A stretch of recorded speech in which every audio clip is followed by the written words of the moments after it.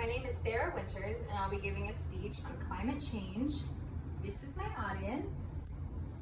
Shar, Casey, John. and this is another audience member. I'm Leslie. I don't know if you can see me.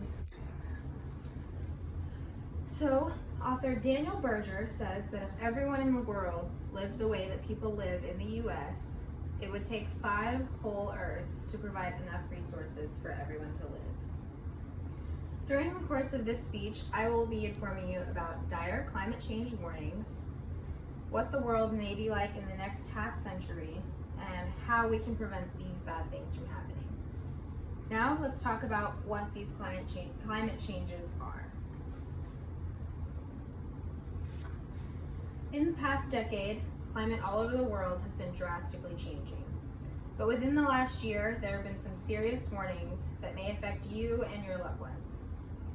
Author James Lindsay states, "The world's climate is changing and human activity is the cause. Scientists have been telling us this for more than 3 decades, and evidence has backed them up." According to data from the Environmental Protection Agency, the air quality in the U.S. has declined so much in the last year, and air quality obviously is a big deal because we breathe air, and it has been proven that it has shortened people's lives.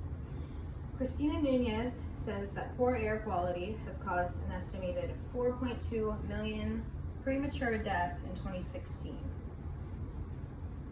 That statement is really scary because air quality is just getting worse day by day, and it has caused people that could be living to 80 and 90 years old to be dying at 50 and 60 and maybe even before that. Now that you know about these dire climate change warnings, let's talk about how those warnings will affect Earth and many lives within the next 50 years. If we as a human population keep threatening Earth as it is indestructible, our world will be destroyed beyond repair. In an article Adam Mann wrote, he says, "Scientists have discovered a hole in the atmosphere that allows ozone-depleting compounds and other chemicals to bypass the atmosphere's natural washing machine layer, which protects us and our air. This pollution is our fault, and there is not one person who has not contributed, whether it be on purpose or an accident. The hole will never get smaller, but we sure can prevent it from getting bigger." The Intergovernmental Panel on Climate Change, which includes more than 1,300 scientists from the U.S. and other countries, forecasts a temperature rise of 10 degrees Fahrenheit over the next half century. 10 degrees may not seem like a very big number, but can you imagine having 115 degree summers instead of having 105 degree summers here in Texas?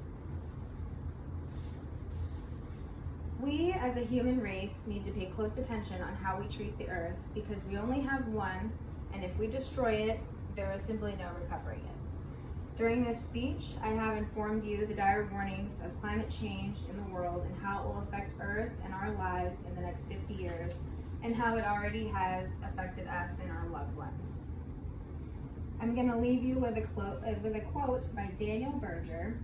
"The Arctic may have its first completely ice-free summer by the year 2040, and it's really hard to think that that is only 20 years away."